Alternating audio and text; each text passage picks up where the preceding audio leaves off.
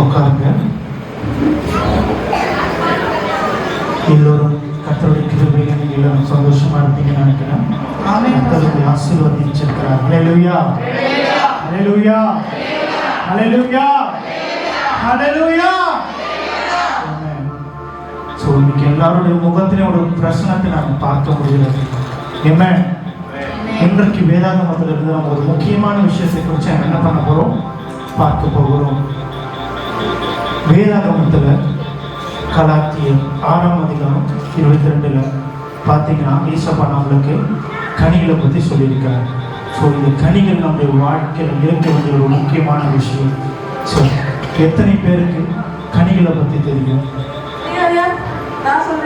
சொல்லுங்க.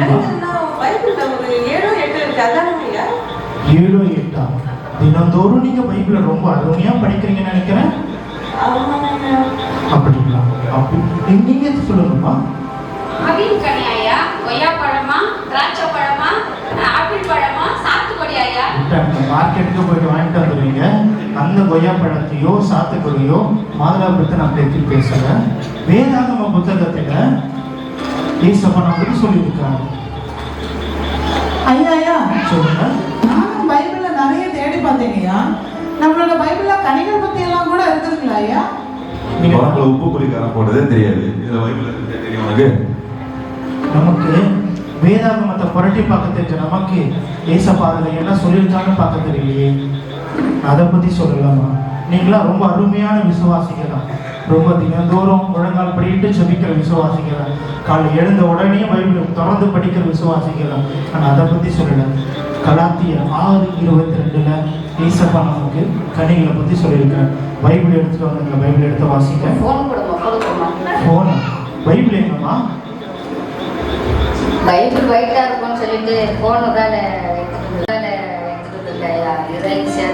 பைபிள் வெயிட்டா இருக்குங்களா? ரொம்ப சூப்பரமா. சரி, பைபிள் எடுத்துட்டு வந்தாங்க. கலாத்தியர் 6:22 எடுத்தபடி நான் படிக்கிறேன். படிக்கமா. ஆவியின் கனியோ அன்பு, ஆவியின் கனியோ அன்பு, சந்தோஷம், சமாதானம், நீடிய பொறுமை, தயவு, நற்குணம், விசுவாசம், சாந்தம், இச்சையடக்கம். இப்படிப்பட்டவைகளுக்கு விரோதமாக பிரமாணம் ஒன்றுமில்லை. இப்படிப்பட்டவர்களுக்கு விரோதமாக பிரமாணங்கள் ஒன்றுமில்லை. இப்போ இந்த கலாத்தியர் 6:22ல ஈசப்பா நமக்கு சொன்ன இந்த கனிகள் நம்ம வாழ்க்கையில் இருக்க வேண்டிய ஒரு முக்கியமான விஷயம். சரி, நம்ம இப்போ படித்தோம் வேதாகமத்தில் நம்ம படித்த கனிகள். உங்கள் ஒவ்வொரு குடும்பத்திலையும் என்னென்ன கனிகள் தெரிஞ்சுக்கலாம். நீங்கள் எல்லாம் ரொம்ப விசுவாசமாக எடுத்து வசனத்தை படிச்சுங்க. உங்களுடைய வாழ்க்கையில் எப்படிப்பட்ட கனி நீங்கள் கொடுக்குறீங்க அப்படின்றத உங்களுடைய வாழ்க்கையிலேருந்து நீங்கள் சொல்ல முடியுமா? ஐயா, எனக்கு ஆவியின் கனிகள்ல வந்து அன்பு தானே பிடிச்சிருக்கு. அன்பா? ஆமாங்கய்யா. அது எப்படிமா அன்பு? அன்பு தானே எல்லாத்துக்கும் மேலானது. அன்பு எல்லாத்துக்கும் மேலானதா? இதை வச்சு சொல்றீங்க? அன்பு தானேயா. ஏன்னா நாங்க லவ் மேரேஜ் தான் பண்ணிட்டோம். அதனால எனக்கு அன்பு தான் பிடிக்கும். காதலித்து திருமணம் பண்ணிக்கிட்டாங்க, அதனால லவ் தான். ஆமாங்கய்யா. எல்லாமே ரொம்ப அருமையா சொன்னீங்கம்மா. உங்களுடைய குடும்பத்துல என்ன? ஐயா எங்க கிட்ட காசு பணம் நிறைய இருக்குதையா. அதனால நாங்க ரொம்ப சந்தோஷமா இருக்கிறோம். சந்தோஷம் கனியே நாங்க எடுத்துருக்கோம். காசு பணம் இருந்ததுனால சந்தோஷம் வந்துடுமா? அதனால நீங்க வரக்கூடிய எல்லா போதகரையும் இப்படியே பேசி என்ன பண்ணிடுறீங்க, சந்தோஷப்படுத்துறீங்க. ஆனால் அதை குறித்து நான் பேசல. வேற ஏதாச்சும் உங்களுடைய வாழ்க்கையில காணப்படுகிற கனிகளை குறித்து நீங்க சொல்ல முடியுமா? சொல்ல முடியுமா?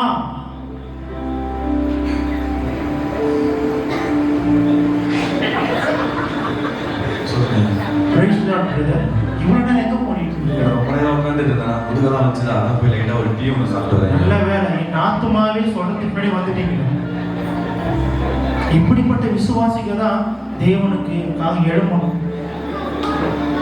உங்களுடைய வாழ்க்கையில நம்ம அநேக கனிகளை குறித்து நம்ம பார்த்தோம். ஒவ்வொரு வாழ்க்கையிலும் அன்பு, சந்தோஷம், சமாதானம், விசுவாசம் அப்படின்ற 4 கனிகளை குறித்து நம்ம இப்போ பார்க்க போறோம். நம்முடைய வாழ்க்கையில ஒவ்வொரு வாழ்க்கையிலும் சரி, நம்ம நினைச்சிட்டு இருக்கோம் எல்லாவற்றும் இயேசு நம்மளுக்கு கொடுத்துருக்காரு.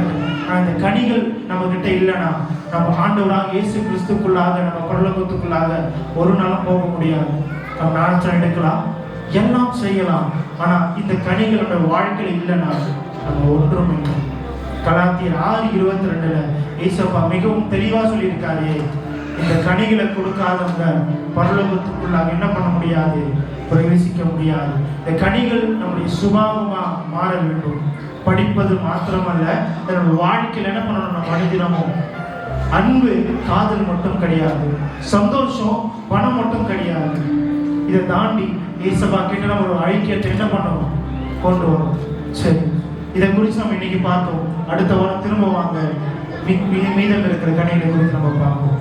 எல்லாரும் முழங்கால் படிவோமா?